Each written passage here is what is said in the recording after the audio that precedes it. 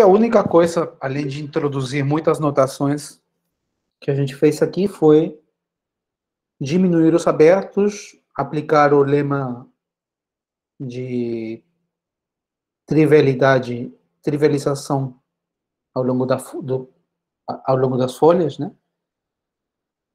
Para mostrar que tudo o que acontece, mesmo se eu restrinjo a uma pequena vizinhança, a foliação se comporta de maneira trivial ao redor de caminhos ligando pontos dentro da folha. Então, o que eu fiz foi diminuir mais meu aberto, né? Diminuir, tomei interseções, para que todas as holonomias sejam definidas e para que seja verdade o lema de trivialização ao longo das folhas. Para todos os caminhos ligando x0 com cada um dos abertos nas cartas trivializadoras, né? Lembra que em cada carta trivializadora, em cada carta folheada, eu peguei um ponto, eu liguei o caminho inicial com esse ponto, e estou aplicando ali o lema de trivialização, e estou fazendo isso para cada carta que cobre a minha folha F, e lembra que F está contido numa quantidade finita de cartas, né? Porque é compacta.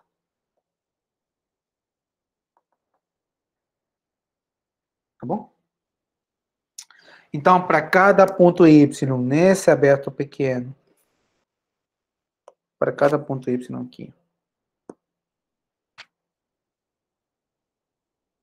eu vou ter a folha cortando lá a transversal DI numa quantidade finita de pontos, finita e uniforme, né? Menor ou igual que M mais 1, onde M mais 1 é a cardinalidade do grupo de holonomia.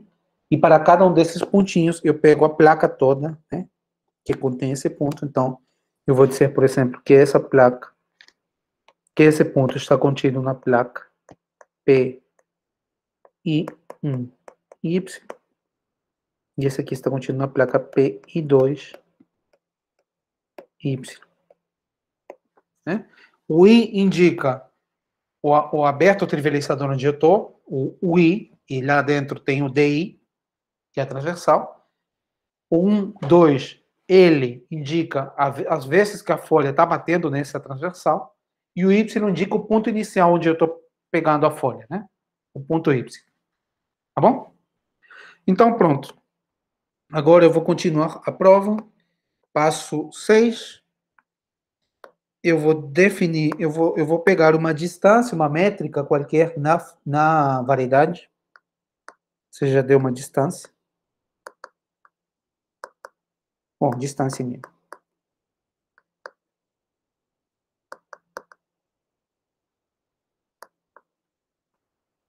M. Bom, vamos pegar por exemplo, uma métrica riemanniana. Pegar a distância associada. E o que eu sei que a folha é compacta, ele está contido no aberto V. Então, a distância delta de F, ao complementar o bordo, né, de V, é positivo. Número fixo positivo. Tá bom?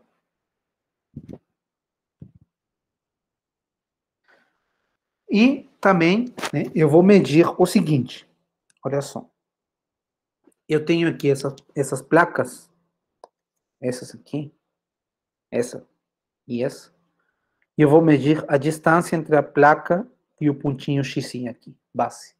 Em cada aberto, tá? Então, eu vou chamar isso de... Bom, eu vou medir. Então, vou dizer a distância do ponto X, a placa P, I. Para cada I, eu tenho uma quantidade finita de vezes, né? J, Y, essas são as placas. E aqui eu vou tomar o máximo, variando J entre 1 e LI.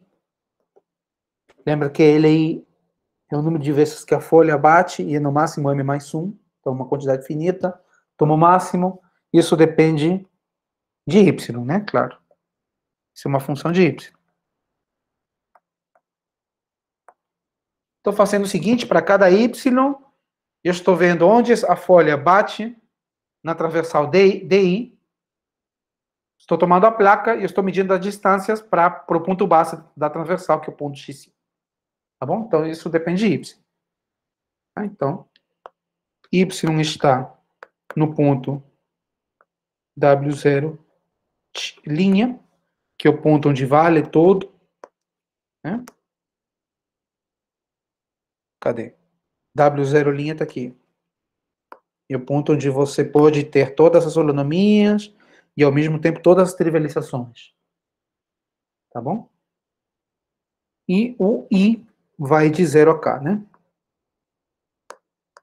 O I vai de 0 a K. Tá bom? Eu posso medir isso em cada aberto folheado que cobre a minha folha. Muito bem. Então, o que acontece? Essa é a definição. Passo 7.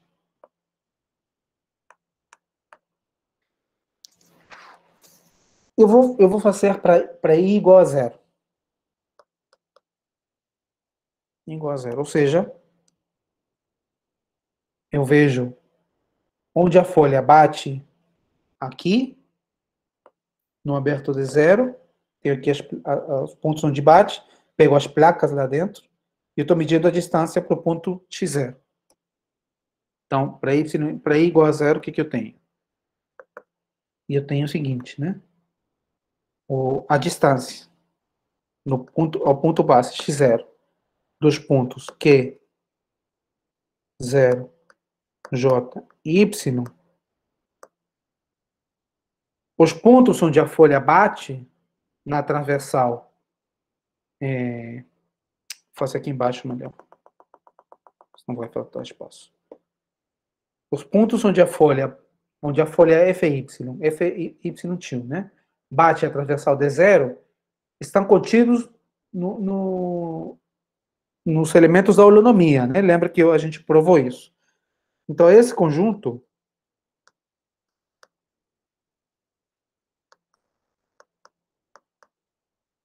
Y, a folha bate ao D0 numa quantidade de pontos. Essa quantidade de pontos está contida no grupo de holonomia. Então, isso aqui é menor ou igual que isso.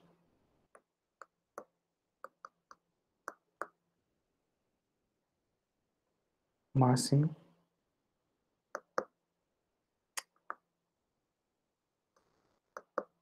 É 0 ATM. E aqui o máximo de 0 até LJ. Tá bom? Por quê? Porque os pontos QJ, conjunto dos pontos QJ e Y, está contido no conjunto F0, F1 até Fm de Y. Foi isso que a gente provou aqui. Ó. Aqui, no passo 4. Lembra? Os pontos de interseção estão contidos no grupo de holonomia, no conjunto, nas imagens pelo grupo de holonomia. Então, esse máximo é menor ou igual. Tá bom? As duas são funções de Y, né? Então, eu posso tomar o limite, quando Y tende a x0.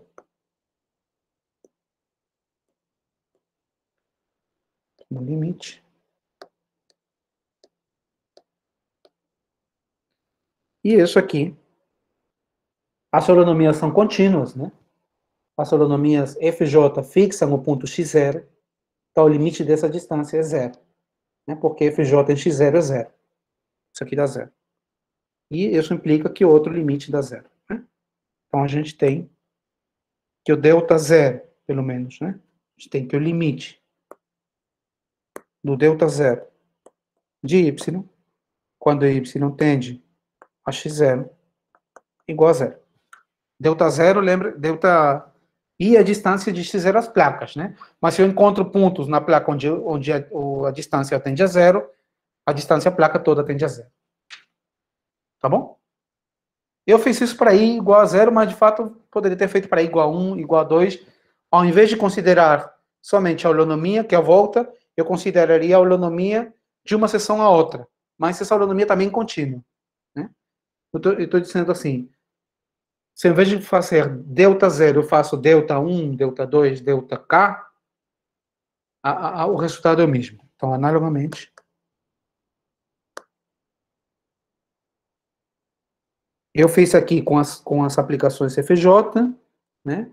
Porque são as aplicações que vão contar onde a função volta, mas se eu fizer com outro i, não com i0, eu vou ter que ver aonde a folha que passa por y bate nessa outra transversal. E eu sei que essa aplicação de holonomia entre uma transversal e outra é contínua também. Então, eu vou ter que o limite de delta I de y é zero quando I tende a x0. Para todo I. Certo? Esse é o ponto-chave. Esse é o ponto-chave. Por quê? Porque com isso, como eu tenho que o delta, que é a distância da folha ao exterior do aberto, a distância da folha ao bordo do aberto é positivo, e eu tenho que essas distâncias delta y tendem a zero, eu posso tomar uma vizinhança de x0 onde todas essas delta sejam menores que o delta, que é a distância da folha ao bordo, sobre 2, por exemplo. Então, existe uma vizinhança, né, consequência. Bom. Então, existe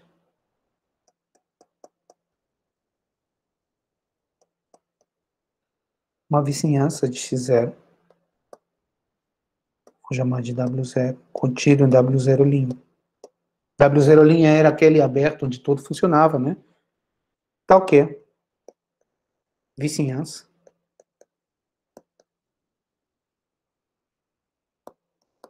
tal que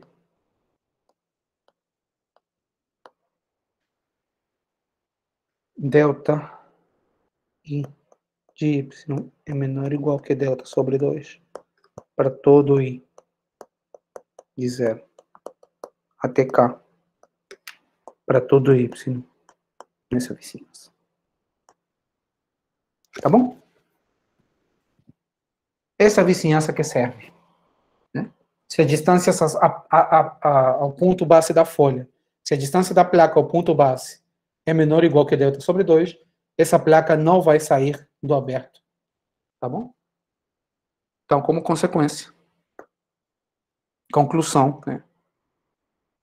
Consequência. Se eu pegar o y nessa vizinhança, se y está nessa vizinhança, então, as placas, né? As placas da folha passando por y no aberto UI não saem do aberto V. Né? Não cortam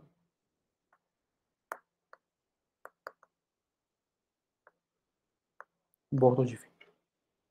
Tá bom? Estou diminuindo a vizinhança, tem uma quantidade finita de funções.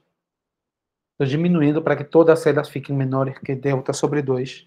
Isso vai implicar que as placas não cortam, e em particular, né, a folha não sai. Né? Se essas placas são aqui, essas placas são todas as placas da folha nesse aberto. Né? Porque eu estou considerando a foliação no aberto V, que é o 0 união 1. Lembra que o aberto V, lembra aqui que V é isso. Então, a folha efetil, ela tem que cortar algum desses abertos. Onde corta está a placa dela. E essa placa não corta o bordo de V. Então, isso implica que o FY til está contido em V. E eu tenho o que eu queria. Então, eu tenho a primeira parte, né? Eu tenho que... eu tenho essas duas conclusões aqui. Isso aqui. Se ela não sai do aberto, então ela coincide com a folha total da foliação. E o aberto vai ser saturado. Porque as folhas que passam pelos pontos de W0, né, desse W0, sempre ficam dentro de V. Tá bom? Então, esse seria o passo 7. Já estamos terminando. Passo 8. Para Y, essas folhas, então. Essas folhas.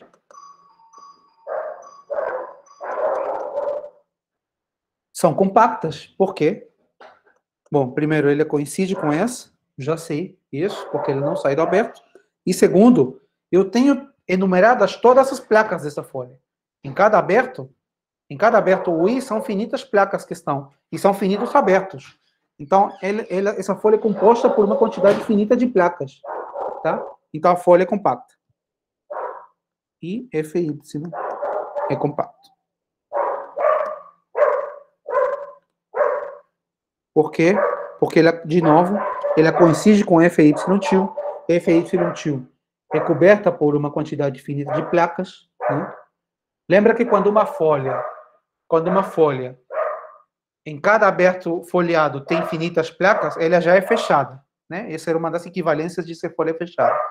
Além disso, cada um desses abertos são finitos e cada um deles tem fecho compacto. Então, a folha própria é compacta. Tá? Então, a folha é compacta. E está faltando provar que o grupo de holonomia da folha é finita, não é isso?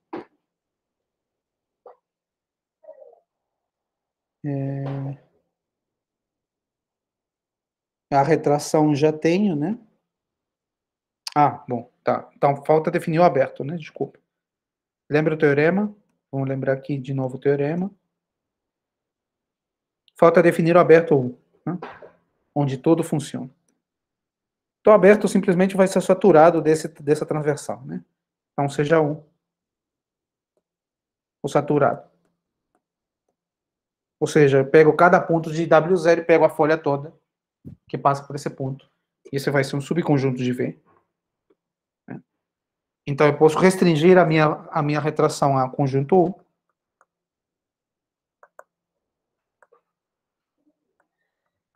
Tá bom? E se eu tenho uma folha dentro de U, né? Se F' é uma folha dentro de U, uma folha, tá? Então, a restrição a essa folha é um recobrimento finito. Vou explicar por quê.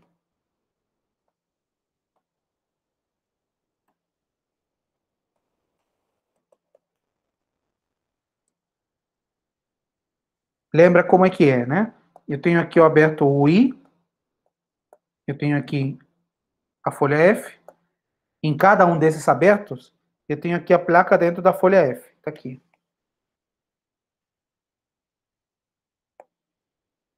Tenho aqui a placa da folha F no aberto UI. Né? Eu tenho aqui o W0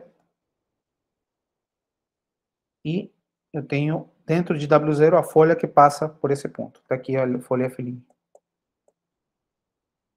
Né? Essa aqui é a folha que passa por um ponto de W0.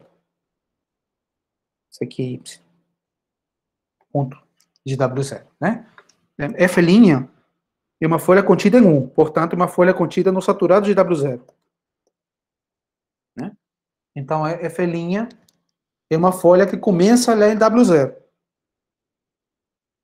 E eu sei que em cada aberto UI, essa folha tem infinitas placas, isso já provamos, né? Eu não sei como ela é por aqui, mas ela vem no número finito de placas. Então, em cada aberto UI, ele é um recobrimento finito. Se eu pegar a projeção aqui na folha, em cada aberto UI, ele é um recobrimento finito. Tá bom? Então, o recobrimento, para ver que um recobrimento é um recobrimento finito, você tem que mostrar que localmente um difeomorfismo com um número finito de preimagens. Então, é isso que a gente está provando aqui. Né? A gente vê isso em cada aberto UI. Finalmente, está faltando provar que a holonomia é finita, né? Mas isso é fácil, porque esse seria o último passo, passo 10.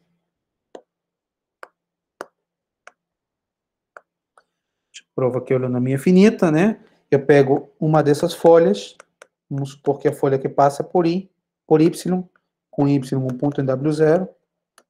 Né? Lembra que como seria o desenho, né? Eu tenho a folha F. Aqui o W0, eu já só vou desenhar o W0, onde tudo funciona. Eu tenho o saturado dele, que é esse o aberto U, né? Que é o saturado de W0, e eu pego uma folha. Essa folha é um recobrimento finito. Tá bom? Agora, em W0, todas as aplicações de holonomia de F estão definidas, né? Lembra que o W0, eu tenho aplicação de W0 a D0 de holonomia, todas. Todas elas estão definidas. Porque o W0 já é a diminuição de todos esses abertos, né? Todas estão definidas.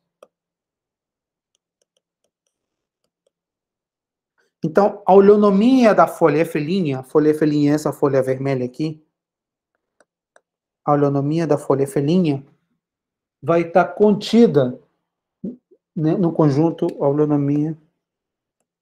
Então, o que eu estou dizendo é a holonomia da folha F' está contida nesse conjunto, que é finito. Por que está contida? Bom, você pega um caminho fechado na folha F', pega um caminho fechado na folha F'. Esse caminho, pela retração, projeta num caminho fechado aqui. Né? E a holonomia, se esse aqui é o caminho γ-til, e esse aqui é o caminho γ, então a holonomia de γ-til vai ser exatamente a holonomia de γ. Né? Você pode... Levantamento de um vai ser levantamento do outro, justamente porque um vai no outro pela retração. Tá? γ-til está na folha. Se você levanta, se você pega uma folha próxima a F', essa folha vai estar próxima a F, porque F' está próximo a F. Né? E o levantamento implica que a gente quer, tá? Acho que se eu falhar mais, eu vou enrolar mais. Acho que tá bom. É uma verificação simples, né? Lembra como é definida a holonomia, né? Você pega um caminho fechado, aí pega um ponto próximo, aí você levanta dentro da folha, mas levanta com respeito à retração, né? Para levantar o caminho γ-til é a mesma coisa que levantar o caminho γ, porque a retração é a mesma para os dois, e a retração leva γ-til em γ e leva γ em γ-til também. Tá bom. Então, a holonomia é finita. Então, isso termina a prova do teorema. Tá? Então, como vocês veem, teorema muito técnico, mas realmente é muito impressionante, né? Teorema de Hebb. O fato de ter holonomia finita, ela garante que tudo ao redor da folha é pequeno, né? Compacto e não tem muita holonomia. Tá? Como eu disse, esse teorema vale, em particular, se o grupo fundamental for finito, né? Porque se o grupo fundamental da folha é finita, lembra que a holonomia é a imagem do grupo fundamental, mas a gente pode dizer mais, né? Quando o grupo fundamental é finito. Se você tem uma foliação, você tem uma folha com grupo fundamental finito, então, numa vizinhança dessa folha, que vai ser saturada, todas as folhas são compactas e, além de ter holonomia finita, vão ter também grupo fundamental finito. Tá? Então, se você pede grupo fundamental finito para a tua folha, as outras também terão um grupo fundamental finito. E a prova é muito simples, né? Porque a gente já sabe que existe uma vizinhança onde... Bom, primeiro, a holonomia é a imagem do grupo fundamental.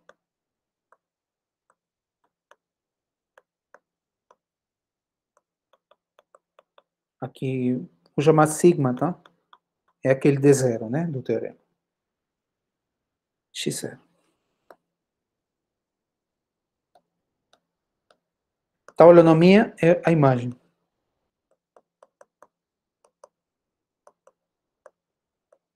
Então, se o grupo fundamental é finito, a imagem é finita, né? Porque imagem é por um morfismo de grupos. Então, a holonomia é finita e vale o teorema de estabilidade de Hebb. Então, eu posso encontrar a tal vizinhança onde todo mundo seja um recobrimento da folha. Então, então aplicamos Hebb. Tá bom? Então, existe uma vizinhança onde todo mundo é recobrimento.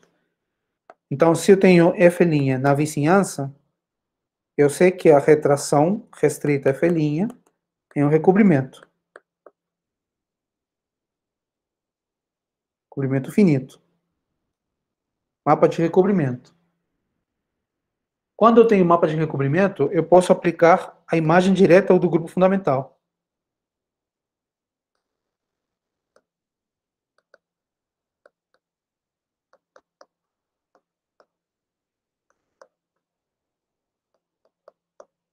Não é isso?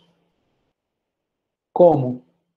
Eu pego um caminho em F' e aplico o π. Isso vai, se o caminho é fechado em F', a imagem do caminho vai ser fechada em F. Tá bom? E esse mapa é injetivo. É injetivo. Né? Que significa ser injetivo? Significa que se eu tenho um caminho que o homotópico, que depois de aplicar a F, ele vira homotópico a uma constante, ele vira trivial. Essa homotopia, essa deformação do caminho em F, levanta a uma homotopia em F'. E, portanto, o caminho original é trivial. Estou dizendo, se você pega um caminho aqui, tal que a imagem é trivial, homotópico é uma constante, homotópico é um ponto, né? Então, o próprio gama linha é homotópico é um ponto. Tá bom? Você levanta a homotopia. E, portanto, o grupo fundamental de F' tem que ser finito também. Certo? Deixa eu começar só mais um pouquinho. Tem o teorema de estabilidade em codimensão 1, que a gente pode falhar mais, no caso de codimensão 1. Né? Porque no caso de codimensão 1, lembra que a holonomia é um subgrupo do grupo de germes de diffeomorfismos. Né? Mas quando a codimensão da foliação é 1, isso aqui é um pedacinho de intervalo. Uma subvariedade de dimensão 1. Né? Transversal à foliação.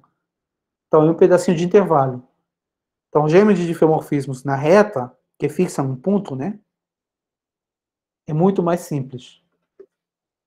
Então, quando você tem, de fato, tem um lema mais geral, né? Que diz o seguinte: quando você tem o grupo de homeomorfismos, germes de homeomorfismos, talvez eu devia colocar homeo aqui no lugar de homo. Mas, bom, imagina que você tem um subgrupo, bom, você tem um grupo de germes de homeomorfismos que fixam a origem, tá? Como eu tenho um pedacinho de subvariedade de dimensão 1, eu posso levar num intervalo que contém a origem, e eu posso supor que o ponto fixado é a origem. Tá? Estou falando que você tem a foliação, ela é de codimensão 1, então a transversal é uma subvariedade de dimensão 1. Então, ao redor desse ponto, pelo menos, posso encontrar uma parametrização de um intervalo que contém a origem, que vai parametrizar esse pedacinho de transversal. Posso restringir aqui. Então, eu posso me perguntar o que acontece com germes de diffeomorfismos ao redor da origem. Né?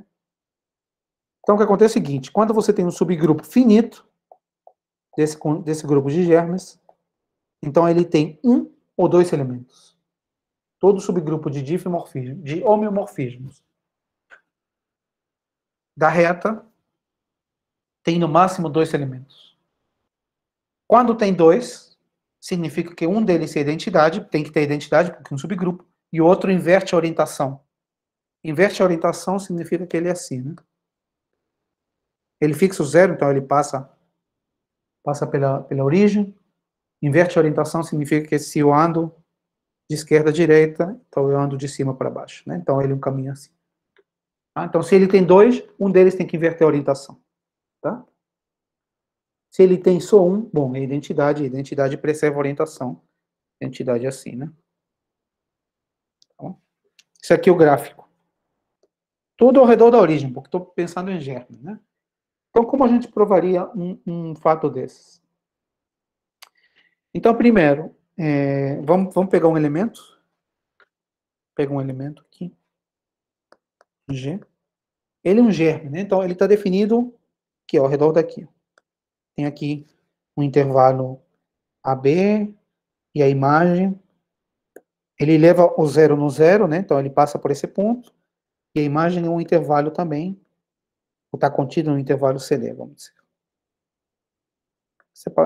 Esse segundo intervalo não é tão importante. Né? Então, olha, tem duas possibilidades. Né? Tem duas possibilidades. A parte positiva é enviada na parte positiva, ou seja, ele preserva a orientação. Ainda não vou mostrar isso, mas vai significar isso. A parte positiva do intervalo vai ser enviada ou na parte positiva, ou vai ser enviado na parte negativa. Né? Ele não pode trocar de sinal, porque ele é um homeomorfismo, ele não pode subir e descer. Né? Então, vamos supor que ele leva a parte positiva na parte positiva. Tá bom? Ou seja, vou supor que ele é assim. Porque ele é uma coisa assim. Certo?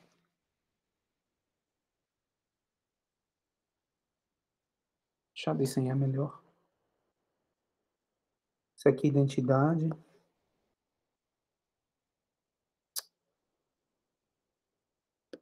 Pronto.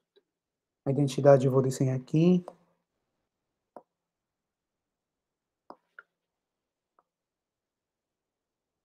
Isso aqui é identidade.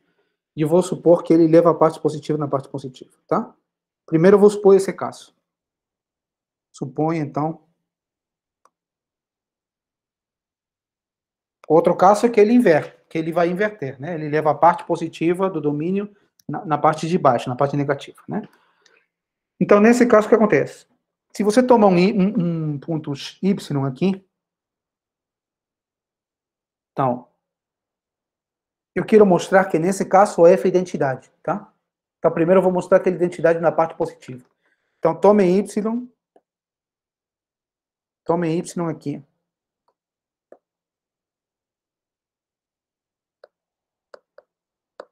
Eu vou supor que ele não é identidade, primeiro. Então, vou supor que...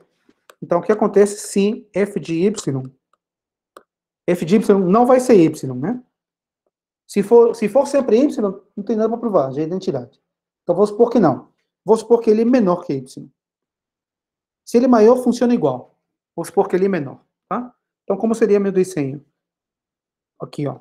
Tenho y, e o f de y é menor que y, né? Então, o ponto está aqui embaixo da diagonal, não é isso? Isso aqui seria o f de y. E o y estaria um pouquinho acima dele, né? Tá certo? Tá bom? Então, o f de y, estou supondo que é menor que y. Então, se eu olho aqui no eixo x, está aqui o f de y. Tá bom? Então, esse aqui é o ponto y, f de y. E agora eu vou aplicar a função ao ponto f de y. Então, o que aconteceria com o ponto f de y? O que aconteceria com esse ponto? Bom, tenho aqui o f de y. Se na hora de aplicar f, ele ele não pode valer o mesmo f de y, porque a função é homomorfismo, ele é injetiva, né? Se ele for maior que f de y,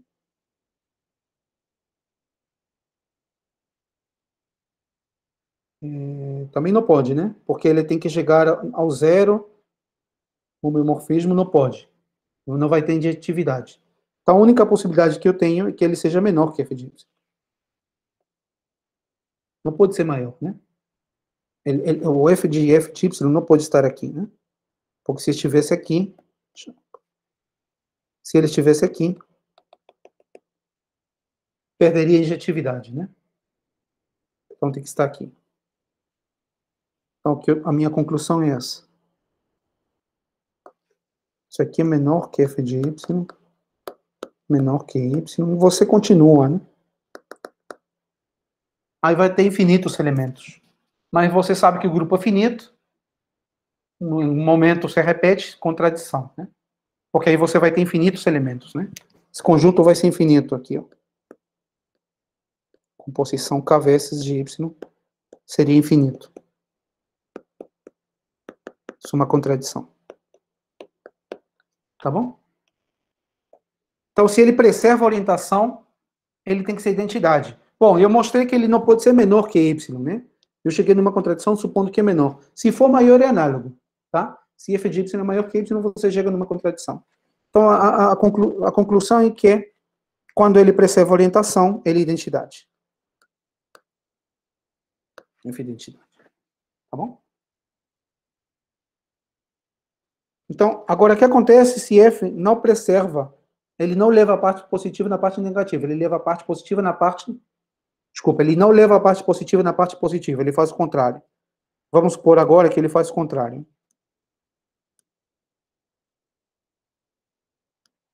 Então, vamos supor agora que f leva 0b na parte negativa. Se ele faz isso, então, se eu aplico de novo f, ele inverte de novo, né? Se f inverte, eu aplico de novo o que eu vou ter, que f ao quadrado, preserva. Portanto, é uma identidade. Tá bom? Então, eu estou mostrando que todo elemento do grupo tem ordem 2. Tá bom? Ou tem ordem 1, se é identidade, ou tem ordem 2. Né? Muito bem. Então, vou supor que agora, eu vou supor que tem dois elementos distintos da identidade no grupo. Eu vou mostrar que são o mesmo, né? Eu quero provar que o grupo tem no máximo dois elementos. Se F e G estão no grupo menos a identidade, então os dois têm que inverter a orientação. Tá certo? Porque se preserva a orientação e identidade, já mostramos isso. Né? Então os dois têm que inverter. F e G invertem. Só vou falar isso, mas você se entende, né? Inverte uma orientação. Tá bom? Mas o que acontece? Se F e G invertem, então F composta com G preserva. Né? G inverte, leva a parte positiva na parte negativa. Mas F inverte também. Tá? Essa parte negativa vai na parte positiva. Esse aqui preserva a orientação. Se preserva a identidade. Né? Então eu tenho que F composta com G identidade. Portanto, F é igual ao inverso do G, mas como G tem ordem 2, porque eu sei que todo elemento que inverte tem ordem 2, isso aqui é o próprio G. Portanto, eu só tenho um elemento a mais. Não pode ter mais nenhum. Se tem dois elementos, tem que ser o mesmo. Tá bom? Muito legal, né? Essa prova.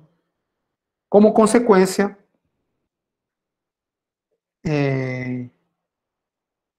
o grupo de holonomia tem ordem menor ou igual que 2, porque o grupo de holonomia vai ser um subgrupo do grupo de difeomorfismos, e o grupo de difeomorfismos ser um subgrupo do grupo de homeomorfismos. Então tem ordem menor ou igual que 2. E quando F é transversalmente orientável, só pode ter identidade. Tá? Quando a foliação é transversalmente orientável, os elementos de holonomia não podem inverter a orientação. Tem que preservar a orientação. Tá bom? Por que isso? Como a gente prova uma coisa dessas, né? Vamos supor que f é transversalmente orientável, então eu tenho x campo transversal, né? Não nulo. Transversal. Não nulo.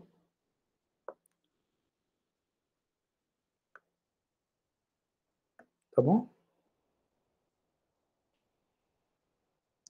Tenho aqui a folha. F. E vou tomar... Bom, eu vou pegar as órbitas do campo. Sigma 0, passando por esse ponto x0. Né? As órbitas do campo, tá? Para qualquer ponto aqui da folha, eu tenho a órbita do campo. Isso vai definir o disco transversal. A seção transversal. Se esse ponto x, aqui é o sigma x. Tá bom? Eu vou utilizar o campo. Então, o que eu quero mostrar? Eu quero mostrar, vou tomar um elemento da holonomia. F é um elemento da holonomia, né? Está definido um pequeno aberto na transversal, na própria transversal. Elemento da holonomia.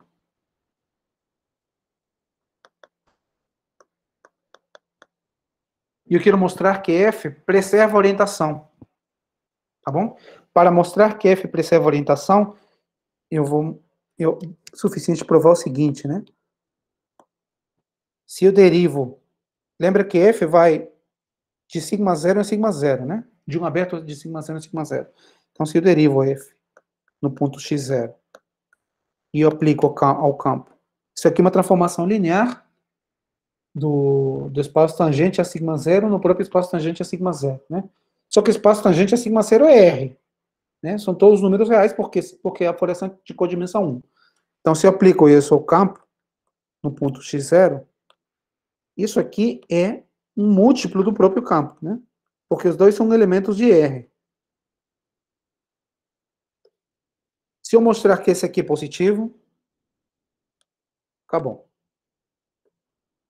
Isso significa que F preserva a orientação, né? F está levando o campo, a derivada dele está indo na mesma direção, né? Mapa preserva a orientação quando a matriz jacobiana dela tem determinante positivo. No caso, que uma coisa de R em R é a própria derivada que tem que ter sinal positivo, né? Esse lambda aqui seria a derivada. Tá bom? Como eu mostro que ele tem sinal positivo? Bom, essa F é a holonomia, né? Significa que F é o mapa de holonomia associado a um caminho gama. Gama é um caminho fechado aqui. Tá? Então, eu vou fazer o seguinte, para cada T, eu tenho um ponto aqui, gama T, na folha. Eu tenho aqui o disco transverso, que é dado pela órbita do campo, sigma T, tá bom? E eu tenho o mapa de holonomia entre sigma e sigma T. Né? Eles são dois transversais na mesma folha. Então, eu tenho o mapa de holonomia de uma transversal na outra. Certo? Então, eu tenho, como eu denoto, FT, a holonomia, FT, que vai de um aberto dt contido em sigma 0, em sigma t, a holonomia entre essas transversais. Holonomia entre gama 0 e gama t. Né? E esse mapa de holonomia, ele vai de uma transversal na outra, então eu posso aplicar a derivada dele ao campo. Né? Eu posso fazer o seguinte, d de ft em x0, né? Lembra que o mapa ft vai da transversal sigma 0 na transversal sigma t, então eu posso aplicar o campo x em x0, e isso vai te dar um elemento do espaço tangente à transversal sigma t. O espaço tangente à transversal sigma t é gerado pelo campo x em gama t.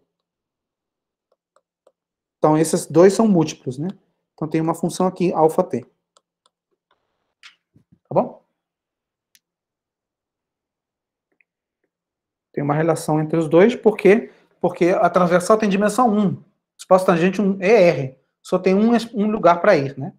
Os dois são vetores sem R, um tem que ser um múltiplo do outro. E esse lambda não pode ser nulo, porque o dt é um diffeomorfismo local, né? Esse lambda t não nulo, hein?